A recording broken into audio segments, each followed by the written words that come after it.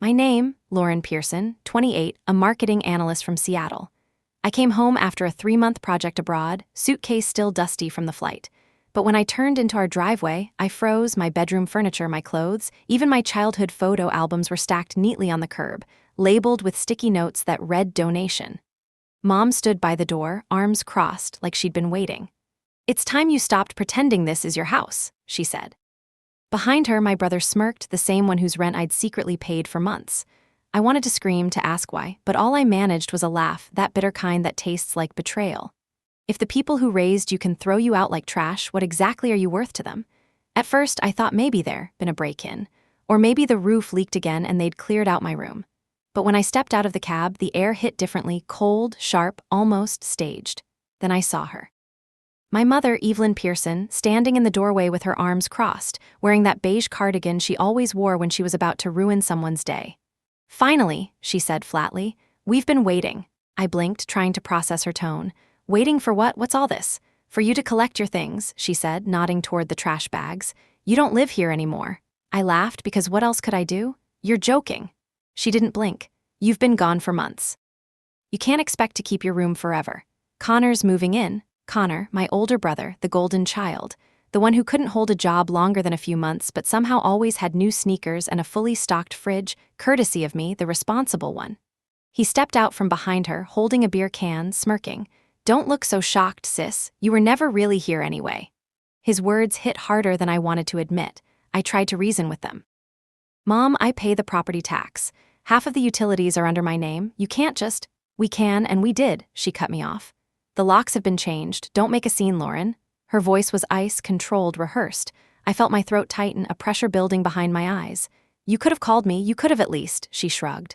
"You were always too busy for family. Now we're just returning the favor." That last line burned. It wasn't even anger, it was humiliation, pure and sharp. I glanced at the neighbors' windows, curtains shifted. Someone was watching. My life, my memories, laid out for the whole street to see. I wanted to scream, to demand an explanation. But instead, I did what I always did, swallowed it down. I picked up one of the bags, plastic digging into my palms. The smell of damp clothes and dust filled the air. "Don't touch that," Connor barked. "We're donating those." "Donating?" I repeated, incredulous. "They're mine." Mom folded her arms tighter. "Not anymore. You left them behind." It hit me then, this wasn't a misunderstanding. They'd planned it. I dropped the bag and stepped closer to her.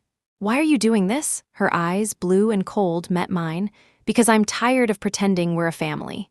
And just like that, she turned and walked inside. The door shut. The sound echoed through my bones like a verdict. I stood on the driveway for what felt like hours. My phone buzzed in my pocket, messages from coworkers congratulating me for the London deal, my manager telling me I'd nailed the pitch. "Proud of you, Lauren," one message said. Funny. The people who barely knew me were proud. The people who raised me were throwing me out like garbage.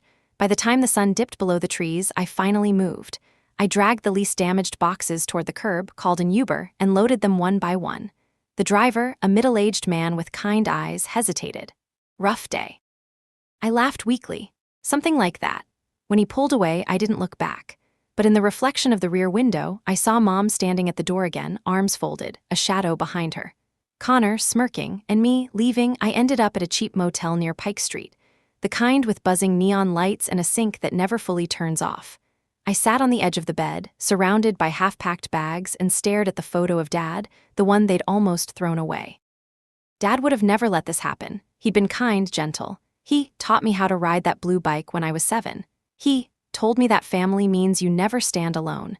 I traced his handwriting on the back of the photo, to my little dreamer. Somewhere between the humming of the fridge and the blinking of the streetlight, anger started replacing the numbness.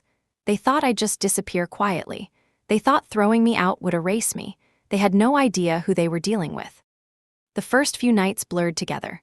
I woke up to the hum of vending machines, ate stale granola bars, and stared at the motel ceiling until sunrise. It was strange how silence could feel louder than shouting. Every morning, I told myself I'd go back to the house, knock, demand answers. And every morning, I stopped halfway down the street. Because deep down, I already knew the answer. They wanted me gone, and they wanted it to hurt. On the 4th day, I went to the storage facility where Dad used to keep his old project files. He was an architect, obsessed with details, neat handwriting, and backup copies of everything. Maybe that's why I went there. Maybe some part of me still believed he'd left something for me, some logic to the chaos. The clerk recognized me. "Mr. Pearson's daughter, right? Haven't seen you in a while." "Yeah," I said softly. "Can I check his old unit? I just need to find something."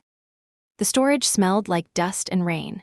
Boxes labeled blueprints, 2005-2007, family, personal papers. I sat cross-legged on the cold floor and started opening them one by one. Halfway through, beneath a stack of photo albums, I found a thick brown envelope. My name was written across it, Lauren in Dad's handwriting. My heart thudded. Inside was a photocopy of a document titled, Last Will and Testament, David Pearson. I scanned the pages, reading faster, trembling harder with every line. And there it was. The house, our family home, was left entirely to me. Not Mom, not Connor, me. I froze, staring at the words until they blurred.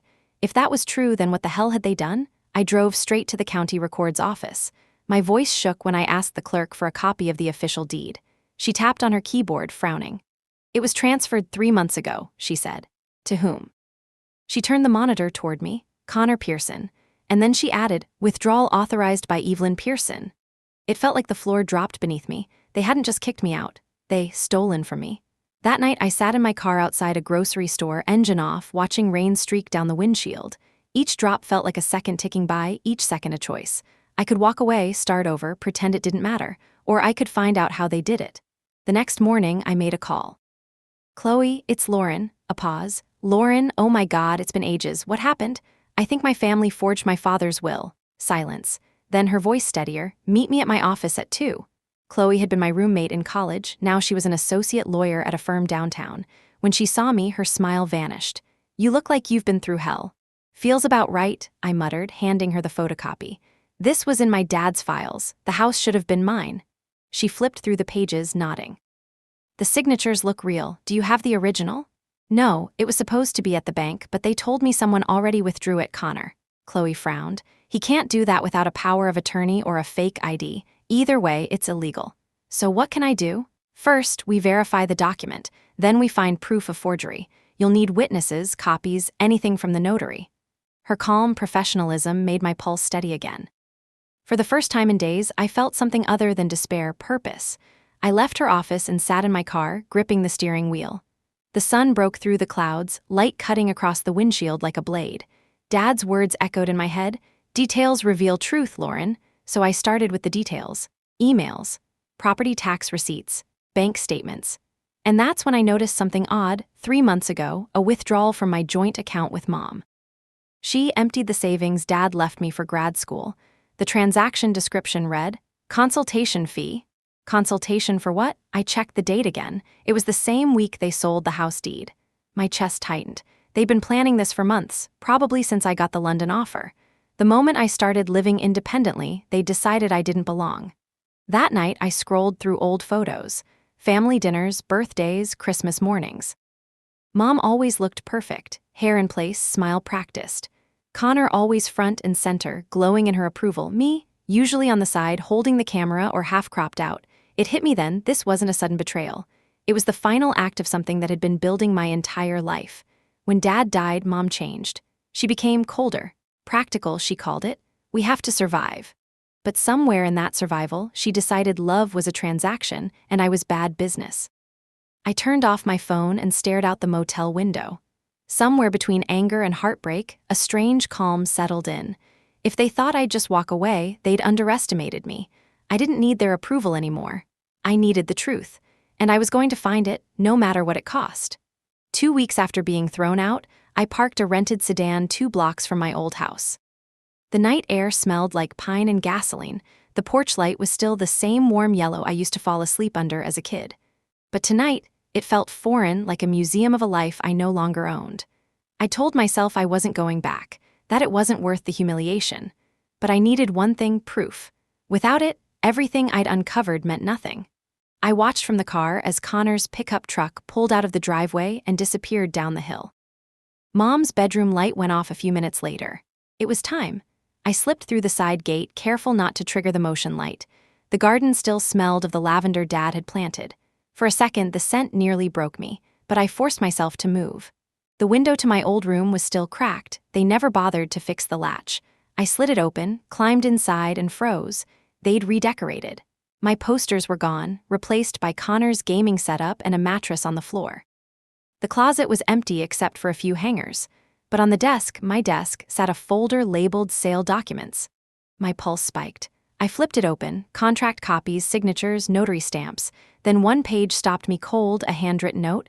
Make sure Lauren's overseas before finalizing. For a long moment, all I could do was stare. They had planned this before I even left for London. A sound creaked behind me. Lauren, I spun around. Mom stood at the doorway, bathrobe tied tight, face pale in the hall light. What are you doing here? She hissed. I held up the folder. Looking for answers. You have no right to be here. I have every right, I snapped. Dad left this house to me. I found the will. Her lips tightened. That paper means nothing. I built this home. I paid the mortgage after he died. You think you deserve it because he scribbled your name once? You forged the transfer, Mom. Her eyes flickered, guilt or rage, I couldn't tell. I did what I had to do. Connor needs stability. You have a career, a future. You don't need a house. My voice trembled. I needed a family. For a heartbeat, silence filled the space between us. Then she laughed low, bitter. You always were dramatic. You want fairness? Life isn't fair. Grow up. I took a step forward, folder clutched to my chest. You stole from me. She crossed her arms. Prove it. And that was when something in me cracked, not from anger, but clarity. I will. I brushed past her, the folder heavy in my hand. She didn't try to stop me. Maybe she knew she'd already lost something she couldn't get back. Outside, the street was silent except for the hum of streetlights. I sat in the car, shaking, staring at the documents in my lap. Her handwriting, her words, enough to destroy her version of the truth. I wanted to cry. Instead, I laughed, hollow, sharp. Dad once told me truth is a slow weapon. It cuts clean. And I finally understood what he meant. The next morning, I met Chloe again. She flipped through the papers, eyes widening. This is enough to start a case. Not yet, I said. Not until I know how deep this goes. Chloe hesitated. Lauren, be careful, you're talking about your family. I looked out the window, Seattle's skyline glinting in gray morning light. Exactly, my family. Over the next few days, I moved from motel to motel, keeping the folder hidden beneath my seat. Connor left a few angry voicemails. You're ruining everything, Lauren. Mom's sick over this. I deleted them one by one. Then one afternoon, a text from an unknown number popped up. Stop digging or you'll regret it. No name, no signature, but I knew that tone. Fear prickled down my spine, then turned into something colder. Resolve, they wanted me quiet. Invisible, forgot. But I'd spent my entire life being the quiet one. Not anymore. That night, I packed my few belongings, placed Dad's photo carefully on top, and whispered into the dark. I'm going to make you regret this. And for the first time since that day on the driveway, I slept through the night because for the first time, I had a plan. The morning after I made that promise to Dad's photo, I woke up with something I hadn't felt in weeks, clarity. It wasn't peace, not yet, but focus. I packed my laptop, the folder of forged documents, and drove to a small coworking cafe downtown. The kind with quiet jazz and people who looked too tired to ask questions. I set up in a corner, opened my notebook, and wrote at the top of the page, what they took, what I'll take back. Underneath, 2 columns, on the left, the house, my savings, my trust. On the right, blank for now, because I wasn't just going to take them to court. I was going to take back every piece of dignity they'd stripped from me. I spent hours digging through public records, property transfers, bank activity, tax forms, anything that bore the Pearson name. The internet was a strange equalizer. Behind a screen, power and money didn't hide as well. Then I saw it. 3 months ago, a notarized transfer of ownership for the house, signed by both Mom and Connor, filed through a private broker instead of a standard title office. That wasn't normal. It was deliberate, and the broker's name, Dale Connolly, a known fixer someone Chloe once mentioned during law school, the kind of guy who made problems disappear for people with enough money. I texted Chloe a photo of the document. Lauren, you ever heard of this guy? Chloe, Dale Connolly? Yeah, shady as hell, be careful. Lauren, can you find out if he's licensed? Chloe, on it. I exhaled, staring at the message. This was bigger than I thought. By the afternoon, I went to my office. I hadn't shown my face there since coming back from London. I wasn't sure what people had heard, but as soon as I stepped in, Mason looked up from his desk. Lauren, he said softly, as if saying my name might break something fragile. You okay? I wanted to lie, to smile and say, of course. Instead, I whispered, not yet. He nodded. You want to talk somewhere private? We went to the rooftop terrace, the one spot in the building that didn't smell like burnt coffee. The Seattle skyline stretched gray and endless before us. I need to ask you something, I said. You said my mom contacted you months ago? Yeah, he rubbed the back of his neck. She reached out on LinkedIn, actually. Said she was proud of you but worried about you working overseas. She asked me to keep an eye on you, said you were too trusting. I didn't think much of it until I realized she was tracking your trips. She was monitoring me, I muttered. Lauren, she paid me once. For an update about your flight schedule. I froze. She paid you, he nodded, ashamed. I was stupid. It felt harmless, she's your mom, but when I found out what happened, I cut him off gently. You still have the messages? He hesitated. Yeah, I kept them just in case. Send them to me. He nodded, then added quietly, I want to make it right. Back at my desk, my phone buzzed, message from Mason, a zip file. Inside, screenshots of emails, payment receipts, and one voice note. My mother's voice. She's flying out next week. You'll have the house signed before she's back. Don't worry, she'll understand eventually. I hit pause, my pulse pounding in my ears. She'll understand eventually. That line stuck like glass in my throat. I forwarded the file to Chloe with one line, evidence. She replied instantly, got it. Keep everything backed up. Don't confront them yet. Too late, I thought. I'd already done that. That evening, I drove to the waterfront, the spot Dad used to take me after school when Mom worked late. We'd sit on the hood of his truck, watching the ferries pass. He used to say, truth floats, no matter how deep people try to sink it. I looked out over the water and whispered, I'm bringing it to the surface, Dad. As the sky turned orange, I made another list, verify the will with an independent notary. Get financial statements proving unauthorized access. File an injunction to freeze property sale, confront Dale Connolly, off the record. For the first time, it felt like I wasn't running from them anymore. I was hunting. The next day, Chloe called. I checked. Dale Connolly's not licensed anymore. His permit was revoked last year for falsifying signatures. My heart jumped. That's my in. I'll draft a report, but Lauren, be careful. People like him don't play nice. I'm not looking for nice, I said. I'm looking for truth. After we hung up, I pulled up Dale's business address online, a rundown office space in Tacoma. 1 hour drive south. I went.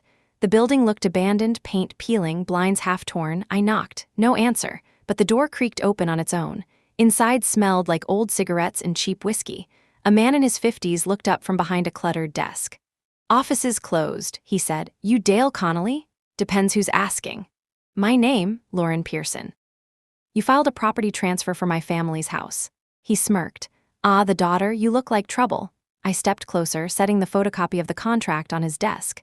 You faked my signature. He didn't flinch. Lady, I just process what clients give me. Even when it's illegal, he leaned back, lighting a cigarette.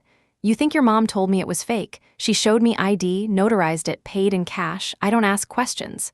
So you admit she was the one who came in. He shrugged. You didn't hear that from me. I took out my phone, recording the audio. Too late. He narrowed his eyes. You better be careful, sweetheart. Families bury secrets for a reason. I met his stare. So do thieves. When I walked out, my hands were shaking, not from fear, but adrenaline. I had everything I needed to start a case. Proof of forgery, voice evidence, witness testimony. But this wasn't just about a legal win anymore. It was about rewriting the story they told everyone, that I was the ungrateful daughter, the outsider, the failure. If they wanted war, I was ready to give them one. That night, I sat in my motel room, staring at my growing folder of evidence. Emails, receipts, recordings. I renamed the file, Project Reclaim. And as I saved the last document, I whispered to myself, this is for him, for Dad, for me. Outside, rain started again, soft at first, then harder, drumming against the window like applause. And for the first time since I'd been thrown out, the sound didn't make me feel small. It made me feel powerful. When I walked into Chloe's office the next morning, she already had 3 folders laid out on her desk, color-coded and labeled like a battle plan. This, she said, tapping the red one, is everything we'll use to file an injunction. We can freeze any future sale or refinance of the house until the forgery claim is settled. She opened the blue folder. This is for a fraud case against your mother and brother, forged documents, illegal property transfer, embezzlement if we can prove they used your joint account. And the green one? I asked. She smiled faintly. That one's for you, copies of your employment records, tax payments, proof that you've been financially supporting the house for years. The court loves paper trails. I stared at the neatly stacked evidence and whispered, it's really happening. It's happening, she said, voice steady. But Lauren, I need you to be ready. Families fight dirty when cornered. I thought of Evelyn's face, the quiet cruelty in her voice when she told me I didn't belong there. I'm ready, I said. They started this. The legal process moved fast. Chloe filed the initial motion that afternoon, and by the next day, the court issued a temporary freeze on any property sale. By Friday morning, the news hit the neighborhood because nothing in the suburbs stays quiet for long. The first message came from an old classmate. "Hey, I heard something about your mom. People are saying you're suing her." By noon, my inbox was full. "You really took your own family to court?" "This true, Lauren. Sounds extreme. Why would you do that to your mother after everything she did for you?" I could practically hear Mom's voice behind those words. She was spreading her version of the story, that I was ungrateful, greedy, vengeful. The neighborhood martyr versus the selfish daughter. I stared at the messages until my screen blurred. For a second, I felt 12 again, that same old shame crawling under my skin. Then I closed the laptop. If she wanted to play public, I could play smart. That evening, Mason stopped by the cafe where I was working. He slid a cup of tea across the table. "You look like you're plotting world domination," he said. "Close," I replied, managing a tired smile. He leaned forward, lowering his voice. "Word going around that your mom's telling everyone you stole her savings." I let out a short, bitter laugh. "That's creative. I should have known she'd flip the narrative. Do you want me to say something?" I shook my head. "No, let her talk. The truth's coming." He studied me for a long moment. "You're different lately." "How so?" "Focused, cold, but in control." I met his gaze. "That's what survival looks like." He hesitated before asking, "Are you sure you want to go through with this? Once it's public, there's no going back." "I've already gone back once," I said quietly. "They slammed the door in my face. This time I'm walking through with a key." 2 days later, I received a letter from Evelyn's lawyer, or rather, her defense team. It was written in the exact polished tone she loved, detached, elegant, venomous. "Our client maintains that Ms. Lauren Pearson voluntarily abandoned the property and disclaimed all financial interest upon relocation overseas." I snorted, disclaimed. That was the word she used to erase me. But what chilled me wasn't the letter itself, it was the timing. The envelope had been hand-delivered to my building's front desk. No one had my new address except Chloe and Mason. Someone had followed me. I called Chloe immediately. "They know where I live," I said. She sighed. "It's intimidation. They're trying to rattle you. Stay calm, I'll handle it." But that night, as I walked up the motel stairs, the air felt heavier. My senses stayed sharp, footsteps behind me, a shadow that lingered a second too long. When I turned, no one was there. I locked the door, double-checked the window, and sat on the bed, clutching my phone. They won't scare me. Still, I couldn't sleep. The next morning, Mason texted. "Mason, can we meet? It's important." "Lauren, where?" "Mason, Pier 57, noon." When I arrived, he was already waiting by the railing, hands stuffed in his jacket pockets. "I need to tell you something," he said, eyes darting around. "Your brother reached out to me." "What?" "Last night. He offered me money to forward him any documents you send from your work laptop. He said he just wants to know what you're planning." My jaw clenched. "And what did you say?" I told him to go to hell. The wind whipped off the bay, sharp and cold. "Why would he come to you?" I asked. "Because your mom doesn't trust anyone else anymore. They're panicking, Lauren. You've got them scared." That last sentence made something flicker in my chest, not joy, but validation. "Thank you for telling me," I said. He looked at me for a moment longer, then said softly, "You don't have to do this alone." I wanted to believe that. God, I wanted to, but I'd trusted people before, and look where it got me. "I'll be fine," I said, forcing a smile. "But thank you." Later that evening, I got another call from an unknown number. When I answered, there was a pause, then a voice I hadn't heard in years. "Aunt Rose," she was Dad's sister. We hadn't spoken since the funeral. "I just saw the news," she said. "Your mother telling everyone you've gone insane." I sighed. "That sounds about right. She did this before, with your father's estate. I think she hid documents from the lawyer." I froze. "What documents?" "I don't know for sure. But David, your father, sent me a sealed envelope before he passed. He said, 'If anything happens to me, give this to Lauren when she's ready.'" My heart nearly stopped. "Do you still have it?" "I do, and I think it's time you came for it." I drove 3 hours that night through steady rain to her farmhouse outside Olympia. When she opened the door, she looked older than I remembered, smaller, softer, but her eyes were still sharp.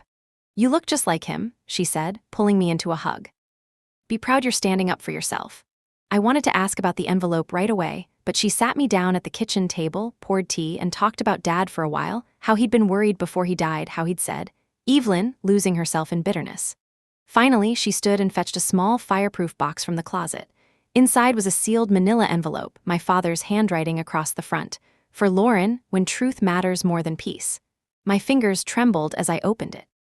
Inside were photocopies of old bank transactions, notes about property insurance, and most shocking of all, a handwritten letter. Lauren, if you're reading this, something went wrong. There are things about the house, about our finances, your mother doesn't know I found out. She's been meeting with someone named Dale Connolly. Be careful, protect what's yours, and never let anyone make you feel like you don't belong in your own home. Dad, I stared at the page until my vision blurred. He'd known. All along, he'd known. Aunt Rose touched my hand. He was trying to protect you. Tears slipped down my cheeks, quiet, stubborn ones that refused to stop. I won't waste what he left me, I whispered. I'll finish what he started. That night, driving back toward the city, I called Chloe and told her everything. She was silent for a long moment, then said, Lauren, this changes everything. We can prove intent, premeditation. Your father's note is evidence he suspected fraud before his death. For the first time, I heard something in her voice I hadn't before, excitement. Then let's use it, I said. The city lights came into view in the distance. Rain streaked the windshield like silver veins, and through the static of the radio, I whispered, almost to myself, Dad, I'm coming home, the real way this time. The next week was chaos. News spreads faster than truth. Within days, every corner of my mother's social circle, from the church committee to the country club she'd fought her way into, had their own version of the Pearson scandal. According to them, I was an unstable daughter who'd gone rogue, suing her grieving mother out of greed. One post even claimed I'd been manipulated by an ex-boyfriend who wanted our house. I scrolled through comment after comment until the words stopped making sense. Each sentence was like a bruise that never had time to fade. But somewhere between the fury and exhaustion, a quiet realization surfaced. She'd always been better at playing the victim. That was her favorite role. Fine, she could have the audience, I'd take the truth. Chloe warned me not to engage online. Let the noise die, she said. We'll speak in court, not in threads. I nodded. But late that night, I opened my old journal. I wrote one sentence, if she wants to weaponize stories, I'll tell mine louder. The next day, I emailed a contact from a business magazine who'd covered my London project. Subject line, exclusive when success turns into family betrayal. He replied in 20 minutes. Let's talk. We met in a cafe downtown. He was sharp, fast-talking, the kind of reporter who smelled opportunity like sharks smell blood. Off the record, I said first. Of course, he lied. I told him the facts, the forged signature, the stolen deed, the frozen property order. He listened, nodding, occasionally typing notes. At the end, he asked, why speak now? I looked out the window, rain streaking the glass like thin veins of anger, because my silence has only ever protected the wrong people. He smiled faintly. That's a quote. 2 days later, the headline hit, Seattle analyst battles family in property fraud case, daughter of late architect fights for justice. I didn't expect sympathy, but the comments surprised me. Good for her. Parents aren't gods. If she has proof, she should fight. This happens more than people think. For the first time, I wasn't just the villain in her story. I was something else, a survivor with a voice. When Evelyn saw the article, she lost her composure for the first time. She called me 3 times. I didn't answer. Then a 4th time from a blocked number. When I picked up, her voice was shaking with fury. How dare you embarrass this family? Family? I echoed. You mean the people who robbed me and called it love? You're destroying everything your father built. I laughed, the kind of laugh that cracks mid-breath. You already did that, Mom. There was silence on the other end, then her tone shifted, low and deliberate. You have no idea what your father built. What's that supposed to mean? But she hung up. Those words echoed for days. No idea what your father built.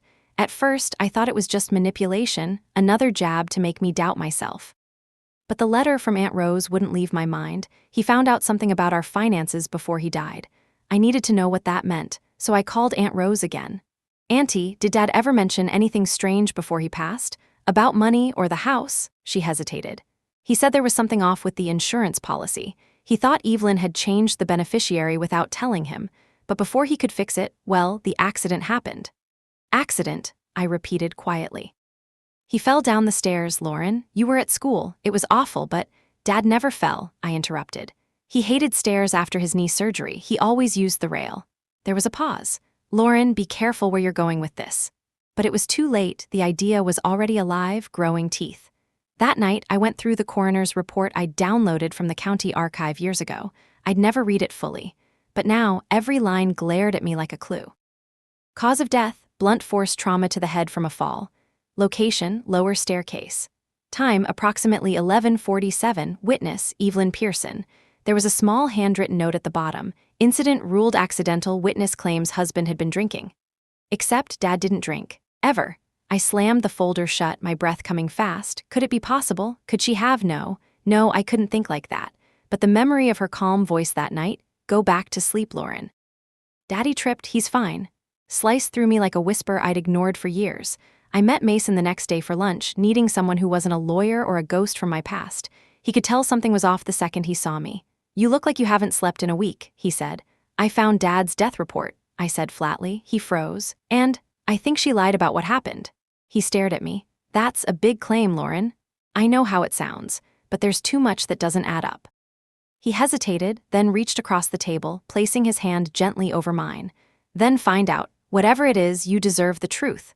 The warmth of his hand startled me, not because of what it meant, but because it reminded me what trust used to feel like. I'm scared, I admitted quietly. What if I find something I can't come back from? He squeezed my hand. Then at least you'll know what you're walking away from. That night, I couldn't shake the feeling that someone was following me again. A dark sedan appeared in my rearview mirror twice on the way home. When I stopped for gas, it passed slowly, headlights dimmed. I gripped the steering wheel tighter. If they thought fear would stop me, they hadn't been paying attention. When I got back to the motel, I called Chloe. Can you request Dad's old insurance records? I asked. And medical files from the night he died. She hesitated. That's outside the property case. I know, just do it quietly. Her tone softened. Lauren, what are you looking for? Proof, I said, of how far she's willing to go. The next morning, Chloe texted, pulled initial insurance forms. You were right, policy changed 2 months before your father's death. Beneficiary switched from David and Lauren Pearson Trust to Evelyn Pearson, sole holder. My vision blurred. 2 months before, right after Dad had knee surgery, when he was home all day. I sank into the chair, breathing hard. So she'd changed the insurance, then inherited everything when he fell. A memory surfaced the night of his death, hearing a muffled argument downstairs. Her voice sharp, his desperate. Then silence. I told myself I imagined it. Now I wasn't so sure. When Chloe called that afternoon, her voice was grave. There's something else. The coroner who signed your father's report, he was investigated for taking bribes to alter findings. He died in 2018. I pressed my fingers to my temples. You're telling me she paid him off? I can't prove that yet, but it's possible. I stared at the ceiling, the truth expanding like a bruise beneath my ribs. This wasn't just about a house anymore. It was about a pattern, the way she erased anyone who stood in her way. I whispered to myself, she didn't just take what was mine, she took him. That night, I went back to the journal I'd started weeks ago. Under what they took, I added a new line, Dad's truth. And under what I'll take back, I wrote everything. Then I shut the notebook and said out loud, game on. Seattle in late November is always gray, but that week, it felt darker than usual, like the sky itself was keeping secrets. Chloe's discovery about the insurance change haunted me. I couldn't eat, couldn't sleep.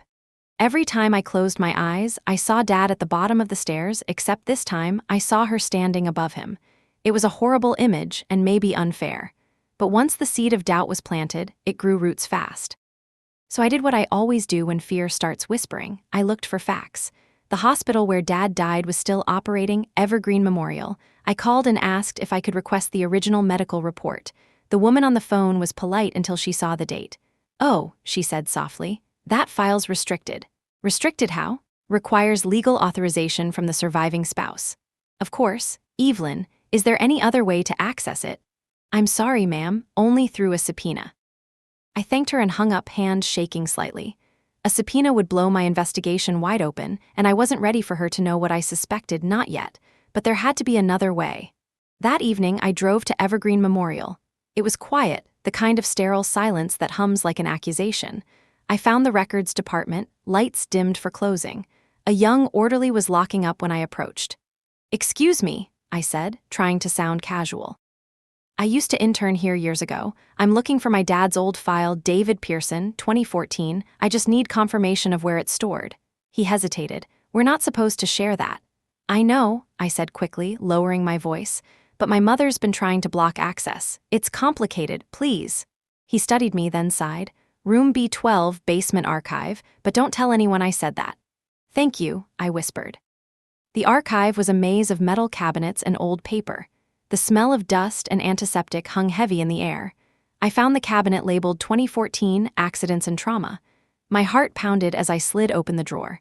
Halfway through the files, there it was, Pearson, David, thick folder, stamped confidential. I opened it, scanning through the yellowed pages. Autopsy notes. Lab reports. Witness statement, E. Pearson, spouse. And then, tucked at the back, a supplementary note. Bruising on the right wrist suggests possible defensive injury. Pattern inconsistent with simple fall. I froze. My skin went cold. There it was, buried in medical jargon but unmistakable, defensive injury. Someone had tried to erase this, but it survived. Before I could process it, I heard footsteps behind me. Looking for something? I turned and nearly dropped the folder. Connor. He was leaning against the doorway, hands in his jacket pockets, smirk in place. "How did you even know I was here?" I whispered. "You're predictable," he said. "You can't let anything go." "What do you want, Connor?" "To warn you, Mom's done being patient. You're ruining her life." I laughed, sharp and humorless. "You mean I'm telling the truth?" He stepped closer. "You're not the only one who can make things ugly." I held up the folder. "You sure you want to threaten me while I'm holding evidence?" He hesitated. "You think anyone's gonna believe you over her? She's got friends in every committee, every board in the city." "I don't need friends, I have proof," he smirked. "Proof can disappear." And before I could react, he reached for the folder. I shoved him back instinctively, my elbow knocking over a stack of files. Papers flew everywhere. He grabbed my wrist. "Stop making this worse for yourself." "Let go." Footsteps echoed from the hall, a nurse calling, "Everything okay in there?" Connor stepped back, mask snapping into place. "Yeah, my sister's just upset, family business." The nurse gave me a wary look. "Ma'am, you should leave if this isn't authorized." I gathered the folder and shoved it into my bag. I was just leaving. Outside, the air felt like knives against my skin. I ran to the car, locked the doors, and sat shaking for a full minute. Connor had followed me. That meant they knew what I was looking for, and now they'd try to destroy it. When I got back to the motel, Mason was waiting by the door. "How did you find me?" I asked, startled. "You texted me your location last week, remember?" He looked me over, eyes narrowing. "Lauren, what happened?" Connor showed up at the hospital. His jaw tightened. "Did he hurt you?" "No, but he tried to take this." I handed him the folder. He flipped through it, eyes widening at the bruising report.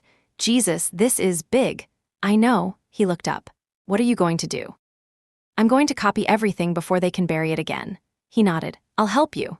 "Mason, you don't have to." "I want to. You shouldn't have to fight this alone." Something in his voice cracked my defenses, not pity, but loyalty. I sat down, exhausted. "You ever wonder if you'll regret helping me?" He smiled sadly. "Already do, but not for the reason you think." For the next 3 hours, we scanned every page, labeling each file, backing them up to multiple encrypted drives. The hum of the scanner filled the silence between us. When we finished, he leaned back, rubbing his eyes. "You realize what this means, right? If your dad didn't fall," I nodded, whispering, "then she killed him." The words tasted like poison, but they were the only ones that fit. Mason didn't say anything. He just reached out, resting his hand over mine again. It wasn't romantic, it was grounding. A human tether. By the next morning, my phone was exploding with messages. One from Chloe. "Lauren, what the hell did you do? Your mom filed a restraining order, claims you broke into a hospital and stole records." I groaned, pressing my forehead to the table. "Of course she did." Chloe's voice came through the phone, sharp but worried. "This is serious. They can spin it as harassment." "I don't care," I said. "They can't bury this again. Just lie low for now. I'll handle the legal side. Don't engage." But that afternoon, when I stopped at a cafe, 2 men in suits approached my table. "Ms. Pearson," one asked, flashing a badge, "you're being served." They handed me an envelope. Inside, a formal injunction accusing me of defamatory conduct, unlawful trespass, and emotional distress. The irony almost made me laugh. Emotional distress? That had been my whole life since she'd thrown me out. When I got outside, the rain was relentless. I stood there, envelope clutched in my hand, watching it soak through until the ink bled. Then my phone buzzed, a text from an unknown number. "Stop digging, accidents happen twice." My blood ran cold. I showed it to Mason later that evening. His face darkened. "This is a threat." "I know." He looked at me hard. "You need to get out of that motel. Stay at my place for a few days. I can't drag you into this." "You already have," he said softly, "and I'm not going anywhere." For a long moment, neither of us spoke. The rain beat against the windows, and the neon sign outside flickered between vacancy and no. I finally nodded. "Okay, just until things cool down." "Good," he said, relief flickering across his face. "And Lauren, you're not crazy. Whatever happened to your dad, we'll find it." That night, I packed my things, tucked the folder deep inside my bag, and followed him out into the rain. I didn't know if I was heading towards safety or deeper danger, but for the first time, I wasn't walking alone, and that made all the difference. The courthouse smelled like old wood and fear. I'd been in corporate boardrooms and client pitches that felt like battlefields, but this was different. This wasn't a meeting, it was a reckoning. Chloe stood beside me in her sharp gray suit, hair pulled back, eyes calm. Mason was in the back row, his expression steady, like a quiet storm waiting for its cue. Across the aisle sat Evelyn and Connor. She was dressed in pale lavender, pearls gleaming, looking every inch the grieving widow. He sat with his jaw clenched, pretending to be the protective son. The performance was flawless, almost admirable if it didn't make me sick. When she caught my eye, she smiled. That same smile she used when guests came over, the one that said, "Don't you dare ruin my picture-perfect life." The bailiff called our case. Pearson versus Pearson. It sounded absurd, like a cruel joke. Chloe began with precision. Your Honor, the plaintiff, Ms. Lauren Pearson, asserts that her late father's property was unlawfully transferred through falsified documents and forged signatures, orchestrated by her mother, the defendant, Evelyn Pearson, and her brother, Connor Pearson. The judge nodded. Proceed. Chloe handed in copies of the deed, the USB with Mason's recordings, and the medical report with the hidden note. The courtroom murmured when the phrase defensive injury was read aloud. Evelyn didn't flinch. Her lawyer, a tall man with a golden tie and the kind of smirk that comes from winning too many cases, stood and began his counter. Your Honor, he said smoothly, what we see here is not evidence of fraud, but of a family tragedy being twisted by grief. My client took care of her husband for years, paid every bill, and even supported her daughter financially through college. This lawsuit is nothing more than retaliation for being asked to move out. Laughter rippled faintly from the gallery. My fists clenched. He continued, we have statements from multiple neighbors attesting that Ms. Pearson, the plaintiff, was verbally abusive toward her mother in the months before her trip to London. What? I whispered. They're lying, Chloe muttered. Stay calm. But then Evelyn spoke. Her voice was perfectly measured, trembling at the right syllables. I didn't want to do this, she said tearfully. Lauren's been unstable since her father died. I've tried everything, but she's not the little girl who used to sing with him in the garden anymore. My throat burned. It was masterful, an emotional assassination dressed as concern. The judge looked toward me. Ms. Pearson, do you have a response? I stood, my palms damp. Yes, Your Honor, I said quietly. She's right about one thing, I'm not the same girl anymore, because that girl trusted the people who threw her away.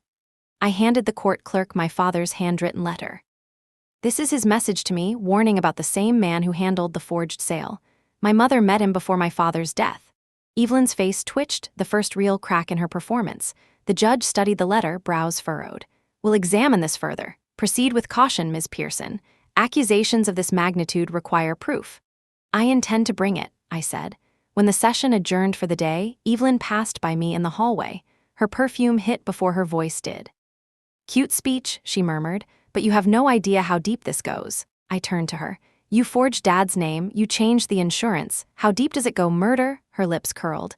Be careful, Lauren, you're playing with fire you can't control. Connor stepped between us. Mom, don't waste your time, she's just trying to get attention.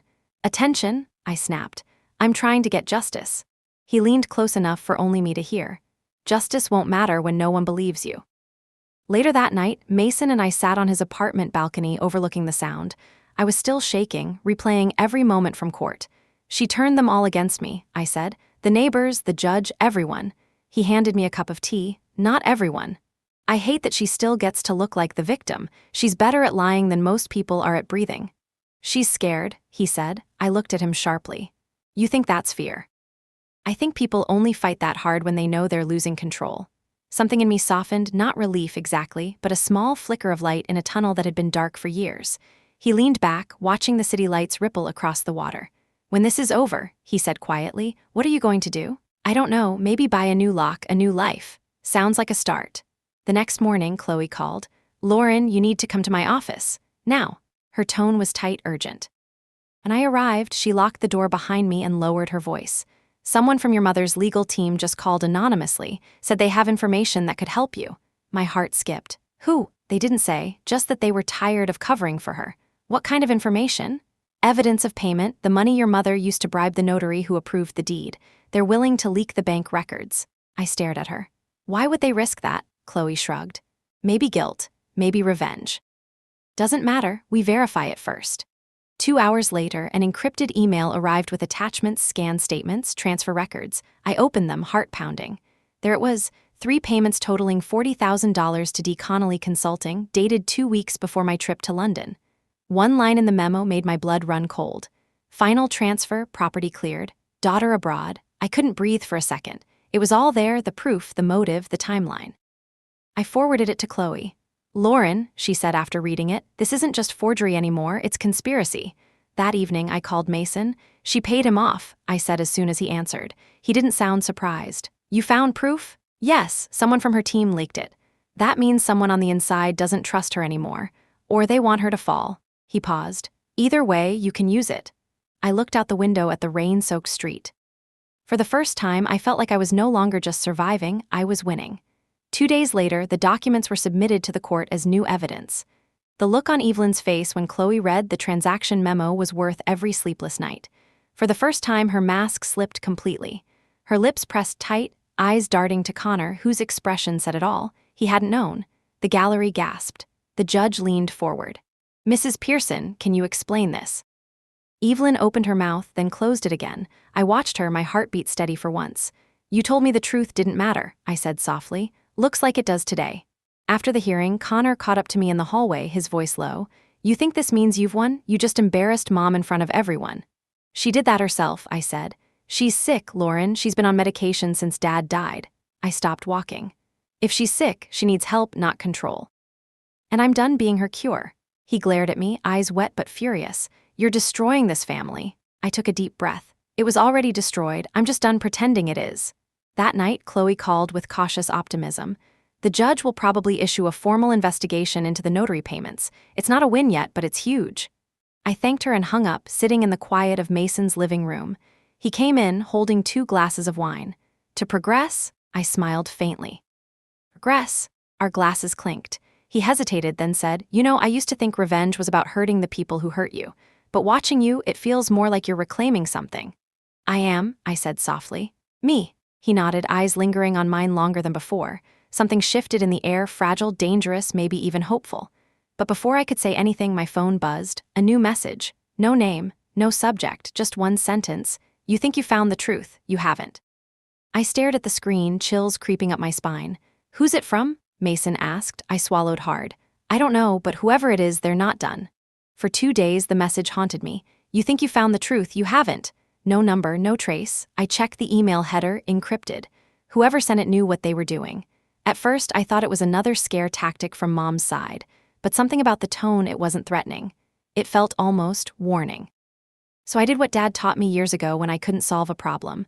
Start with what you know and work backwards.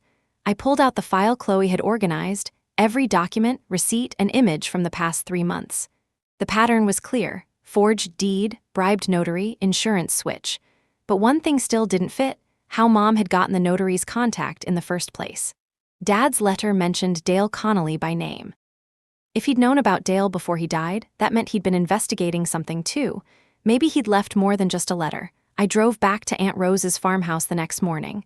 The sky hung low, heavy with mist. She greeted me at the door, her eyes worried. "You look like you haven't slept," she said. "I haven't," I admitted.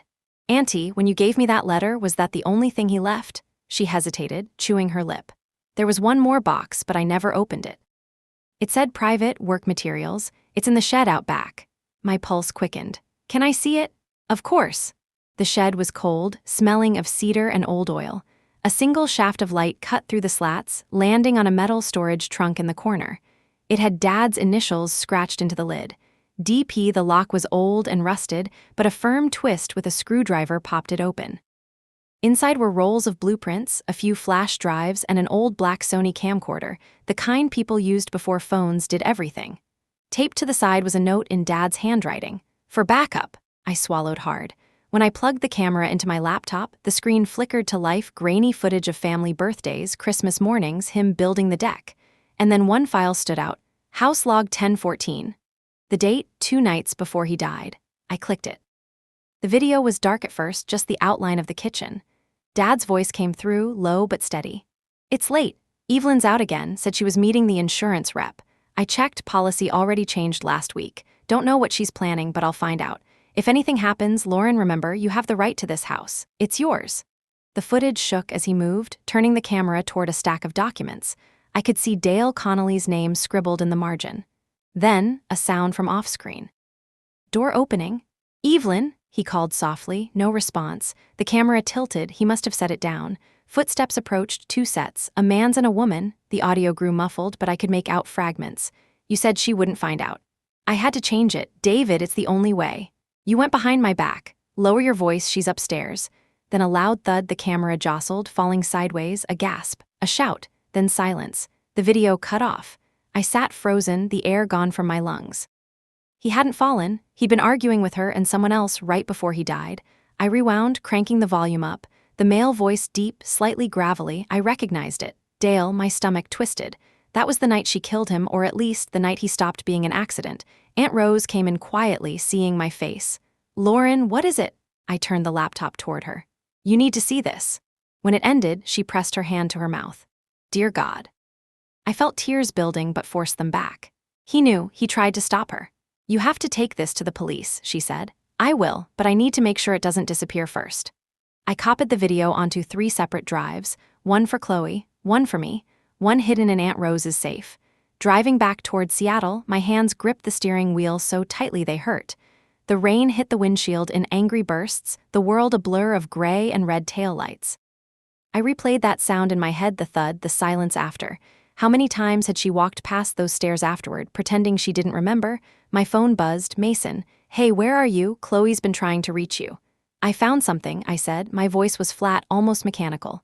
"The truth." "What kind of truth?" "The kind you can't unsee." He was quiet for a moment. "Lauren, talk to me. What did you find?" I swallowed hard. "She didn't just take my home, she took my father's life." By the time I reached the city, it was dark. I parked outside Chloe's office and ran inside, rain dripping from my coat. She looked up, startled. "Lauren," I slammed the drive on her desk. "Watch this." She plugged it in, expression shifting from confusion to horror as the footage played. When it ended, she sat back pale. This is evidence of homicide." "I know." She rubbed her temples.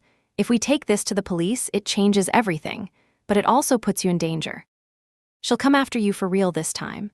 I'm not hiding anymore. That night, I couldn't go back to Mason's. I drove aimlessly through the city, the camera still in my bag. Every streetlight felt like an interrogation. At one red light, I saw my reflection in the rearview mirror, eyes hollow, jaw tight.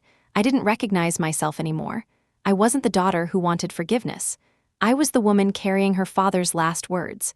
"Remember, you have the right to this house. It's yours." I whispered into the dark, "And I'll make sure you get justice." The next morning, the anonymous number texted again. "Now you understand, but be careful who you trust." I typed back before I could stop myself. "Who are you?" No reply. Later that day, Chloe and I went to the police department. We handed over the video to Detective Morales, a middle-aged man with kind eyes and a skeptical tone. He watched silently, then said, "If this is real, and I believe it is, we'll reopen the case as a suspicious death." "Thank you," I whispered. "Ms. Pearson," he added, "this won't be easy. Your mother has influence, people who protect her, but I promise you this won't get buried again." When I stepped outside, the wind hit hard, carrying the smell of rain and asphalt. For the first time since Dad's death, I felt something close to relief, not peace, not yet, but direction. Mason was waiting by his car across the street. When I reached him, he didn't ask questions. He just opened his arms, and I let myself fall into them. For a moment, I allowed the exhaustion to crash through me, all the grief, the fury, the years of silence. Then I straightened, wiping my eyes. "This isn't over," I said. "No," he agreed, "but it's beginning to make sense." That night, when I got back to my apartment, the door was ajar. I froze. The light inside flickered. My laptop was gone. The drawer where I kept my backup drive empty. On the kitchen table, a single note lay under a coffee mug. "You should have left it buried." I stared at the words, heart pounding, realizing what they meant. Someone had broken in. Someone who knew what I had and wanted it gone. The apartment looked smaller without my things. Drawers open, clothes tossed, memories rearranged by hands that didn't belong to me. The note sat on the table like a ghost that refused to leave. "You should have left it buried." I must have read it 100 times, tracing the shaky handwriting until the letters blurred. The police took fingerprints, photographs, and statements. But I knew how this would go there. Be no signs of forced entry, no witnesses, no clear motive. In other words, nothing. And without the video, I was back to square one. That night, I called Aunt Rose. Please tell me you still have your copy, I said. Her voice was soft, trembling. I locked it in the safe. No one's touched it. Don't let anyone near that shed, I said. Not even the police. I won't. Promise me, Auntie. I promise, sweetheart. When I hung up, I finally let myself collapse. My whole body ached, the kind of ache that doesn't come from exhaustion but from loss you can't put into words. Mason found me like that, sitting on the floor, the note still in my hand. He knelt beside me. Lauren, hey, what happened? They broke in, took everything. His jaw clenched. The video? I nodded. Gone. He swore under his breath, pacing. She must have sent someone. She's covering her tracks. I made 3 copies, I said. Only one's left. Then we guard that one like gold. The next morning, the headlines hit. Daughter fabricates death video in inheritance feud. Sources close to the Pearson family claim doctored evidence submitted by Lauren Pearson was flagged for inconsistencies. My phone exploded with calls, former colleagues, old friends, reporters. It didn't matter that the story was a lie, it spread faster than the truth ever could. By noon, even my office emailed to temporarily suspend me pending investigation. Evelyn's machine worked fast. At the police station, Detective Morales looked pained. I'm sorry, Lauren, we received an anonymous tip that your video was edited. It was, I snapped. That's exactly what she wants you to think. I believe you, he said quietly, but the file you submitted is missing timestamps. If your backup's gone, we can't verify its authenticity. My head spun. She's destroying the chain of evidence. He leaned in, voice low. Get me the original drive, the one you said your aunt kept. It's the only way to prove this isn't fabricated. I nodded slowly. I'll bring it tomorrow. When I got home, a black SUV was parked down the street. It wasn't the police. Too clean, too still. A man inside was pretending to read a newspaper. I didn't approach. I just watched him watching me. Mason showed up 10 minutes later. We need to move you somewhere safe. I'm not running. This isn't running, he said. It's surviving. We drove to his friend's cabin outside Tacoma, remote, surrounded by pine trees and fog thick enough to hide in. For the first time in days, I could hear silence again, but peace didn't come easy. At night, I'd wake to the sound of rain against the windows and think of Dad's voice on the video. Remember, you have the right to this house. Each time I whispered back, I know, Dad, I won't stop. The next morning, as Mason brewed coffee, my phone buzzed. Unknown number again. Check your email, use the old laptop. I froze. He's back. Who? Mason asked. The anonymous messenger. I opened my inbox on the old device. One new message, no subject, just a link. Mason frowned. That could be a trap. It always is, I said, but it's the only one giving me the truth. I clicked it. The link opened to a private drive. Inside were scanned documents, police correspondence, case memos, even confidential witness statements from the night Dad died. One in particular made my stomach drop. Witness report, Connor Pearson. He heard an argument around 10:45 p.m., then a crash. Believed father fell accidentally. Signed, C. Pearson, 2014. I whispered, Connor was there. Mason looked over my shoulder. He witnessed it. Not just witnessed. He signed off on the accident report. I scrolled down, and there it was, a second signature, E. Pearson. The message had a final line at the bottom. He didn't tell you everything. Meet me where it happened. By sunset, I was back at the old house, the one I hadn't stepped inside since that night I was thrown out. The gate creaked when I pushed it open. Everything looked smaller now, like grief had shrunk it. The front door was unlocked. I stepped inside, every sound amplified, the hum of the fridge, the ticking of the clock, my own heartbeat. Then I heard a voice from the hallway. Lauren, Connor. He looked older, somehow tired, hollow-eyed. We stared at each other for a long moment before he spoke again. I didn't think you'd come. You sent the messages, I said flatly. He nodded. Yeah. Why? Because she's losing control, he said, and I can't keep lying for her anymore. My throat tightened. You were there, Connor, that night. He nodded slowly. I heard them fighting. I came downstairs after the fall. He was on the phone, calling it in, said he slipped. And you believed her, his voice cracked. I wanted to. I was 17, Lauren. She told me if I said anything different, she'd send me away. I didn't know what to do. I took a step closer. So you watched me get blamed for being crazy and you said nothing. Tears welled in his eyes. I thought I was protecting us. Protecting who? I shouted. The woman who killed our father? He didn't answer. Silence filled the hallway, thick and sharp. Finally, he said, she's not acting alone. Dale been back in town. They're trying to move money again, overseas accounts. If the police dig too deep, she'll run. Then we stop her. He gave a sad smile. You sound like him. I learned from the best. He hesitated, then reached into his pocket and handed me a small USB drive. This was in her office safe. Bank transfers, wire logs. It's not enough to prove murder, but it connects the payments. Why give it to me? Because you're the only one who will actually use it.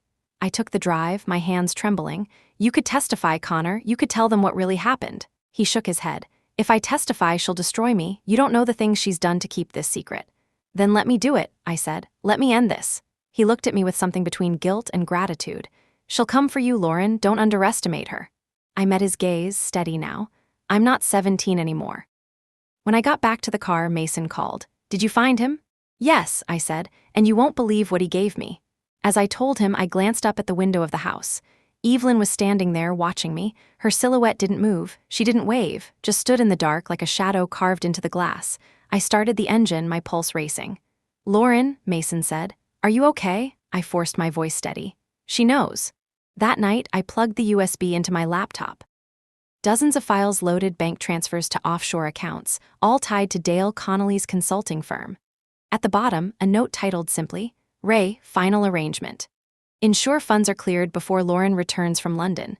Evelyn cannot risk discovery. DC Dale Connolly. Again, the timeline matched perfectly, everything Dad warned about, everything she'd buried.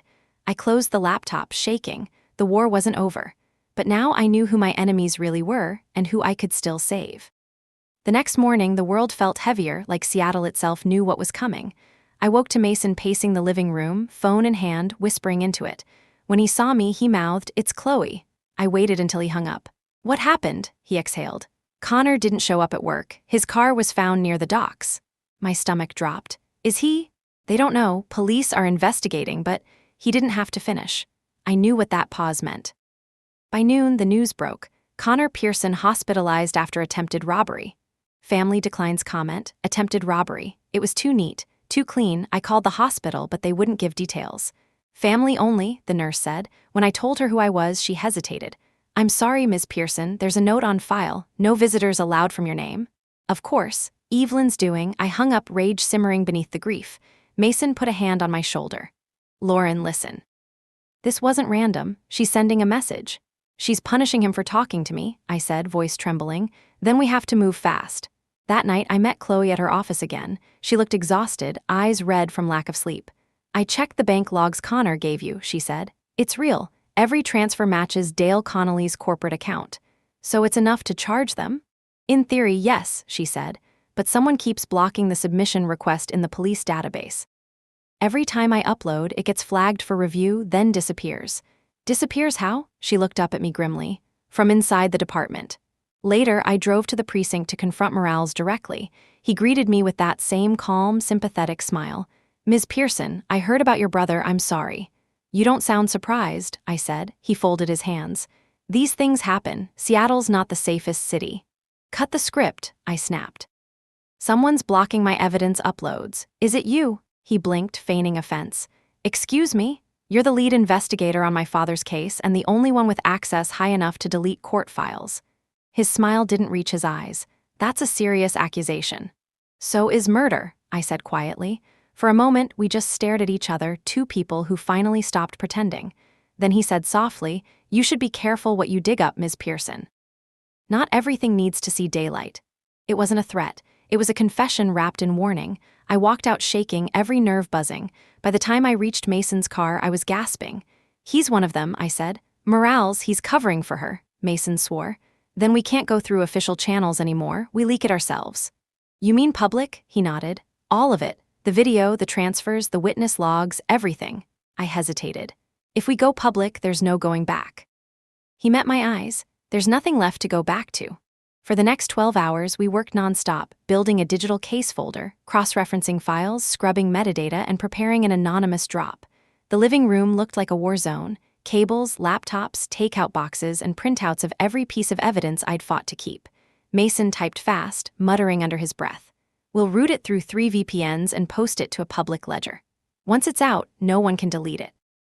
I stared at the photos of my father, the man who had built everything they'd tried to destroy. This is for you, I whispered, but right before we uploaded, Chloe called again, her voice panicked. Lauren, stop whatever you're doing. What? They just filed an arrest warrant for you. My heart stopped. For what?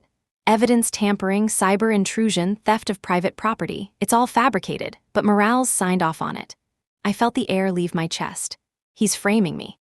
Go dark, she said urgently. Don't let them find you. I hung up and looked at Mason. They're coming. Within minutes, flashing lights filled the street outside. Mason killed the lights inside the cabin. We can't stay.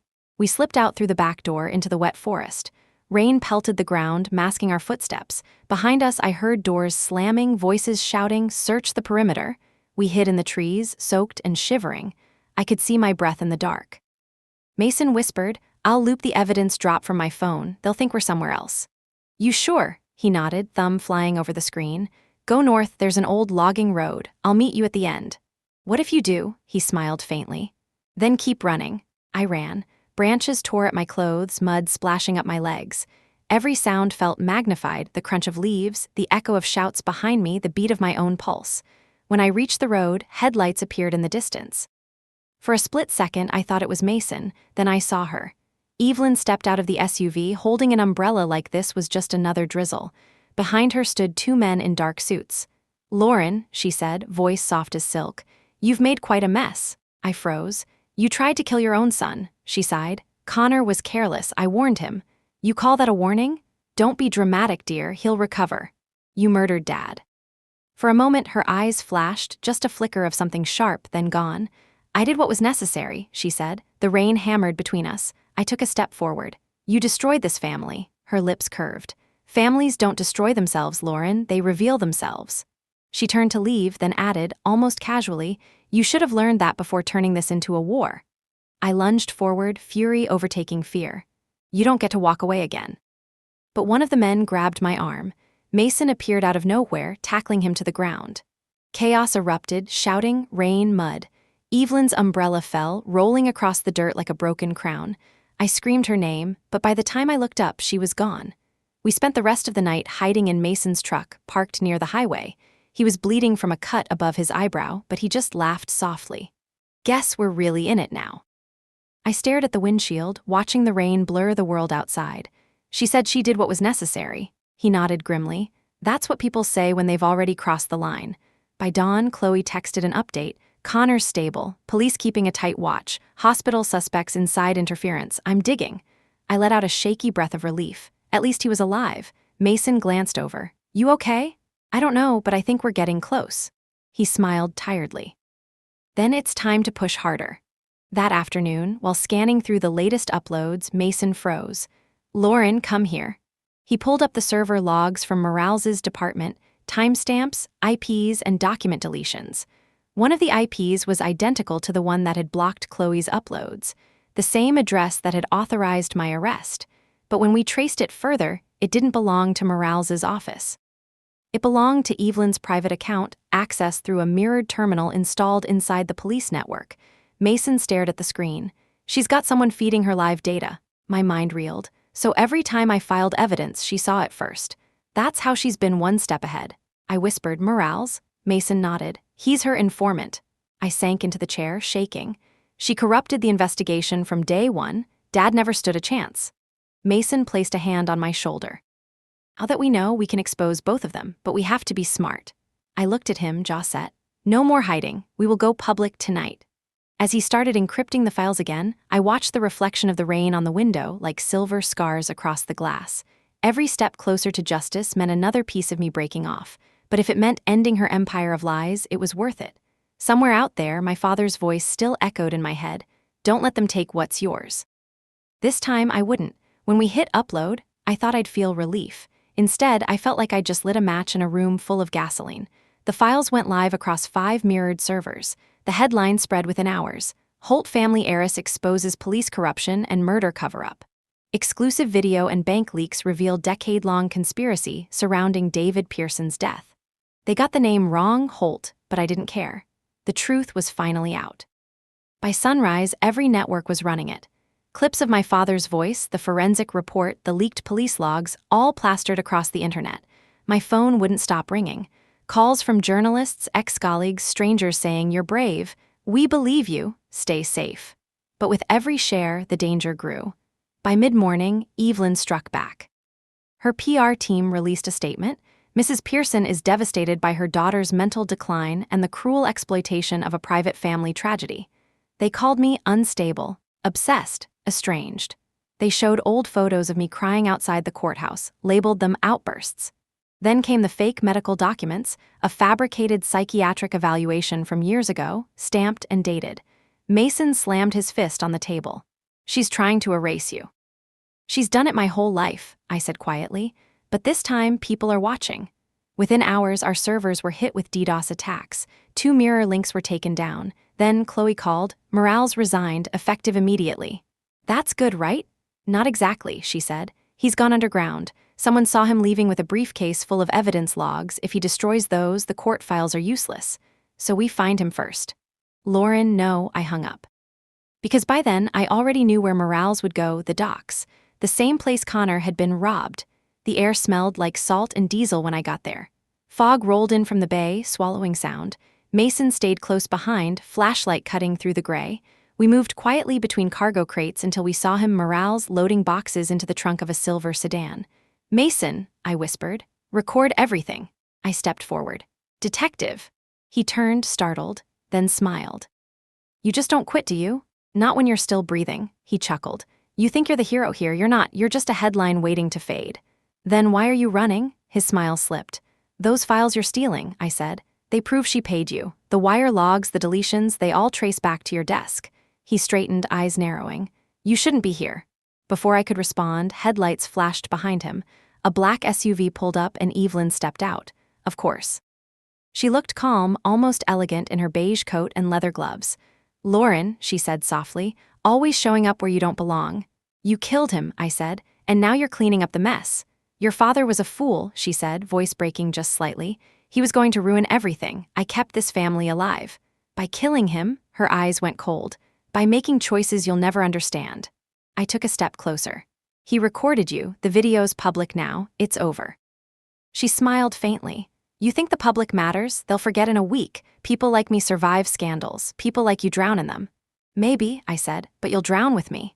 Suddenly, Morales shouted, "She's wired." Evelyn's men lunged forward. Mason grabbed my arm. "Run!" We bolted between the shipping containers as bullets ricocheted off metal. The world became flashes of light and noise. When we reached the pier, Mason yanked open a maintenance hatch. "In here." He ducked inside, the sound of footsteps fading. I could hear my own heartbeat. Mason whispered, "You okay?" I nodded, breathless. "I think so." Then my phone buzzed, a new message. "She's not done, check with your brother." Connor, I drove straight to the hospital. 2 security guards blocked the hallway to his room, but when they saw my face, wild, soaked, shaking, they stepped aside. Connor looked pale, a thin bandage around his head. When he saw me, his eyes widened. "Lauren," I rushed to him. "You're safe now." He shook his head weakly. "No, I'm not, none of us are." "What do you mean?" He swallowed hard. "I remember now, that night it wasn't just Mom and Dale." My breath caught. "Who else was there?" He stared at the wall, tears gathering. "Me. You already told me you were downstairs." He shook his head again. "No, I was holding him." "What?" "She didn't push him," he said, voice trembling. "She was arguing." He turned, lost his footing. I tried to grab him, but I was too late. He fell. I felt my world tilt. "Connor, are you saying?" "I caused it," he whispered. "I killed him." For a moment, there was nothing, just the hum of the machines. I wanted to scream, to run, to undo time. But all I could do was stare at my brother, the boy I'd spent years hating, suddenly shattered in front of me. He continued, voice breaking, "Mom saw everything. She told me to keep quiet. Said no one would believe it was an accident. She took the blame in silence, but she made me her prisoner ever since." I staggered back. "She's been controlling you to protect herself." He nodded weakly. "And to protect me, but it's too late now." Tears blurred my vision. "Connor, you should have told me." "I couldn't. You were the only good one left. I didn't want you to look at me the way you looked at her." I sank into the chair beside him, my hand finding his. "I don't hate you," I whispered. "I hate what she made of us." Outside the room, Mason waited. When I came out, he read my face instantly. "What happened?" "The truth," I said softly, "all of it." "Is it bad?" "It's worse." That night, we sent one final upload, not to the media, not to the courts, but directly to the Federal Bureau. All the bank transfers, the emails, the recordings, everything Evelyn had built on lies laid bare in one encrypted file. Then we shut everything down. Mason looked at me across the table. "Tomorrow, it ends." I nodded, voice quiet but steady. One way or another. The morning after the leak, the world didn't feel real. Seattle woke up to chaos, news vans outside police headquarters, reporters shouting into microphones, flashing lights bouncing off the courthouse glass. The footage Mason sent to the Federal Bureau had already been verified. Every transfer, every deleted file, every call log between Evelyn and Morales. It was over, or at least it should have been. We were sitting in Chloe's office when her phone started buzzing nonstop. She turned pale as she read the message. They issued the warrant. For who? Mason asked. For Evelyn, federal obstruction, evidence tampering, conspiracy. I exhaled slowly, the tension in my chest breaking like glass. It was happening, but then Chloe frowned.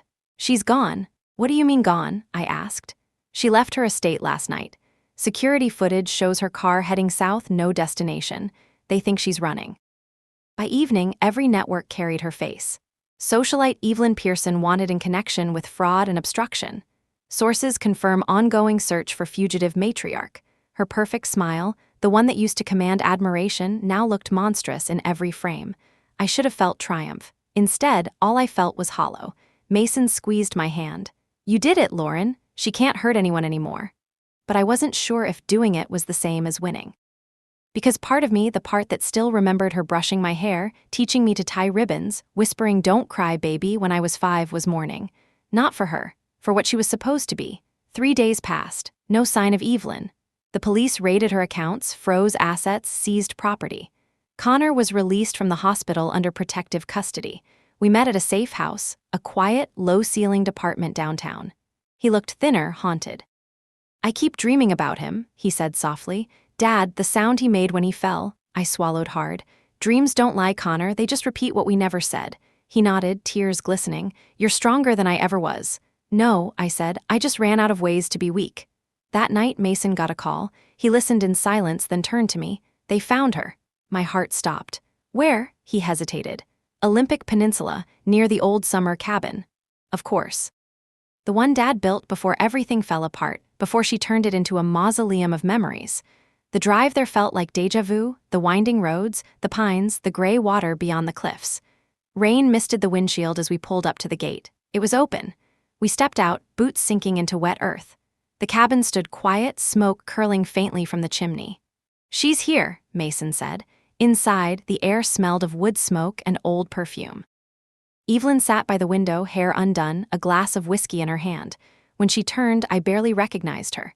No pearls, no armor, just a tired woman staring into the end of her kingdom. So, she said softly, you've come to finish it. I didn't come to kill you, I said. She laughed bitterly. How noble. You ran, Mom, that's not what innocent people do. Her eyes flicked up, sharp again. You think the truth makes you clean? You think it'll save you? It already has. She set her glass down, hands trembling. You don't understand. He was leaving us, your father. He was taking the company, the estate, everything. He was done with me. So you killed him. No, she snapped. He fell, her voice cracked. But I let it happen, I let him go, because I was tired of being the one left behind. Silence. The fire popped in the hearth. Outside, rain whispered against the roof. I said quietly, you could have told the truth. She shook her head, tears streaking down her cheeks. You were too young, I thought I could protect you from it. By destroying me? By keeping you close, she shouted. I lost control, Lauren. You can't understand what that feels like to watch everything you built slip away because of a man who never loved you enough to stay. I swallowed hard. I do understand, because I lived it. Behind me, the floor creaked. Connor stood in the doorway, pale but steady. Mom, he said quietly. She froze. He stepped closer. You used me to hide what happened. You made me believe I killed him so I'd never leave you. Connor, you told me if the truth came out, I'd go to prison. I believed you. I hated her, he said, gesturing toward me, because that was easier than hating myself. Evelyn's lips trembled. I did it to protect you. No, he said softly. You did it to control us. The room went still. I could see something breaking in her eyes, pride unraveling into despair. For a long time, none of us spoke. Then Evelyn looked at me. So what now? You call the police, parade me like a trophy? I met her gaze. No, you'll walk out on your own. Her brow furrowed. Why would I do that? Because this time, I said, you can still choose what kind of ending you have. She stared at me, the daughter she had erased, rebuilt, and tried to destroy, and for a fleeting second I saw it, the woman she might have been if greed hadn't poisoned her. Then she stood slowly, her movements deliberate. She straightened her coat, brushed the tears from her face, and walked past me toward the door. Outside, red and blue lights flashed through the rain. Officers surrounded the cabin. She paused at the threshold, looking back once. Lauren, she said softly, you got your father's eyes. Then she stepped out into the light. Hours later, I watched from the bluff as the police car disappeared down the road. Mason stood beside me, silent. Connor sat on the hood of his car, head in his hands. "She'll go to prison," Mason said. "Yeah," I whispered, "but that's not the justice I wanted." He turned to me. "What did you want?" I thought for a long time before answering. "To stop feeling like her." Days passed. The court confirmed Evelyn's confession, obstruction, fraud, and conspiracy. Morales was arrested in another state. Dale Connolly fled the country but was caught at the border. The Pearson name, once a symbol of legacy, became shorthand for scandal. But for me, it meant freedom. One afternoon, I visited Dad's grave. The sky was bright for once, soft clouds, distant gulls, the kind of light that makes everything look almost new. I knelt beside the headstone, tracing the carved letters. "Hey," I said quietly. "It's done." A breeze swept across the grass, cool and gentle. "I used to think revenge would fix everything," I whispered. "But it doesn't. It just empties you out until there's nothing left but the truth." I smiled faintly. "I think I'm ready to start over now." When I turned, Mason was waiting by the car. "Ready?" he asked. "Almost." He handed me an envelope. "What's this?" "Connor asked me to give it to you." Inside was a single sheet of paper, the original deed to the house, restored in my name. At the bottom, Connor had written in shaky handwriting, "It's finally yours. Make it a home again." I felt tears prick my eyes. Maybe that was what justice really looked like, not vengeance, but reclamation. That night, as we drove along the coast, I rolled the window down and let the wind whip through my hair. The city lights faded behind us. For the first time in years, the future didn't scare me, because I wasn't running anymore. I was returning to myself, to peace, to the kind of life my father wanted me to have. And for the first time, I believed him when he said, "You have the right to this house." Because now, I finally did. It's been 6 months since the trial ended. 6 months since I last saw my mother, or rather, the woman who used to be her. The papers still call it the Pearson case, though most of them have moved on to newer scandals. People always do, but I haven't moved on, not exactly. I've learned to live beside it, to let it exist without letting it own me. The house on Lakeview Lane looks different now. New paint, new windows, the garden trimmed and blooming. It still smells faintly like cedar and the sea, but the air feels lighter, as if the walls finally exhaled after years of silence. When I first walked back in, I expected ghosts. Instead, I found sunlight. Connor helped me fix the porch rail, the same one Dad built when we were kids. We didn't talk much that day, but when we were done, he sat on the steps beside me, staring at the lake. "I keep wondering what Dad would say if he saw all this," he murmured. I smiled faintly. "He'd say, 'About time you two stopped fighting.'" We both laughed quietly, awkwardly, but it was a start. He's been rebuilding too. Therapy, group sessions, sobriety. Sometimes he still wakes up shaking, and sometimes I do too. But we keep showing up for each other. That's what healing looks like, not perfect, just present. I kept the deed to the house framed above my desk, not as proof of ownership, but as a reminder of what it cost to reclaim it. Some mornings, I walk barefoot across the yard, coffee in hand, and let the dew soak into my feet. It's simple, almost ordinary, and after everything, ordinary feels like luxury. Mason visits on weekends. He jokes that I owe him at least half the property for emotional labor and near-death experiences. "Nice try," I tell him. "You get coffee, that's your payment." He grins. "Best deal I ever made." We never labeled what we are. Maybe that's the point. After years of being trapped in definitions, daughter, disgrace, liar, burden, I finally get to be someone without a title. Sometimes, on quiet nights, we sit on the dock in silence. The water reflects the stars, the air smells of pine and salt, and for a few minutes it feels like the world forgot to hurt. I went to see Evelyn once. Not because I had to, but because some part of me needed to. The correctional facility was cold, sterile. When they brought her in, she looked smaller, like the weight of her choices had finally caught up to her body. She sat across the glass, eyes dull but steady. "You look well," she said softly. "So do you," I lied. We sat in silence for a long time. Then she asked, "Do you hate me?" I thought about it, really thought about it. All the nights I cried in motel rooms, the fear, the humiliation, the sound of her voice lying under oath. Finally, I said no. She looked startled. "I don't hate you," I continued. "Because hating you means you still control something inside me, and I'm done giving you that." She blinked, tears filling her eyes. "Then what do you feel?" "Pity," I said quietly. "You built a whole world just to keep control, and now you have nothing left to hold." When the guard called time, she stood slowly. As she turned to leave, she whispered, "You sound just like him." It was the first true thing she'd said in years. After that, I started teaching part-time again. Writing, storytelling, mostly to women trying to rebuild their lives after domestic abuse. I tell them the same thing I tell myself. Freedom doesn't mean forgetting what happened. It means you can look back and not flinch. Sometimes they ask if I ever forgave her. I tell them forgiveness isn't a single act, it's a decision you make over and over until it stops hurting. One afternoon, I opened Dad's old camera again. Not to dig for evidence, just to see what was left. Among the old files, I found a clip I'd never noticed before. It was me, about 10 years old, sitting on the dock with him. He was behind the lens, laughing softly. "Lauren," he said, "what do you want to be when you grow up?" I thought for a moment, then said, "Happy." He laughed again. "That's a good answer." The camera tilted, showing his smile. "Then remember this," he said. "Happiness isn't something they can give you, it's something you protect." The video ended. I sat there, watching the frozen frame of his smile, and for the first time I understood what he meant. The following spring, Connor and I scattered his ashes by the lake the way he wanted. Mason was there too. Chloe came, smiling through tears. It wasn't grand or formal, just quiet, honest. Afterward, we stood in silence, watching the water carry the ashes away. Connor whispered, "Do you think he'd forgive us?" I looked out at the ripples spreading across the lake. I think he already did. That night, I wrote something in my journal, the final entry in a story that began the day I found my things in garbage bags at the gate. Justice doesn't erase the past. It redefines it. It turns pain into perspective, fear into fuel, and grief into growth. I used to think my mother took everything from me, but now I see she only took what I was ready to lose. I closed the notebook and watched the moon's reflection on the water. Somewhere, a loon called across the lake, its voice echoing like a lullaby. I wasn't angry anymore. I wasn't broken. I was simply finally free. A week later, I stood at the front porch, looking out at the garden I'd planted with my own hands. The hydrangeas were blooming again, bright, defiant, unbothered by last year's frost. Connor walked up behind me, coffee mug in hand. "Hard to believe it's over," he said. I smiled. "It's not over. It's just quiet now." He nodded, setting his mug down. "You ever think about leaving this place, starting somewhere new?" "Maybe one day," I said, "but for now I think I'll stay." "Why?" "Because for the first time," I said softly, "this house feels like mine." Later that evening, Mason joined us.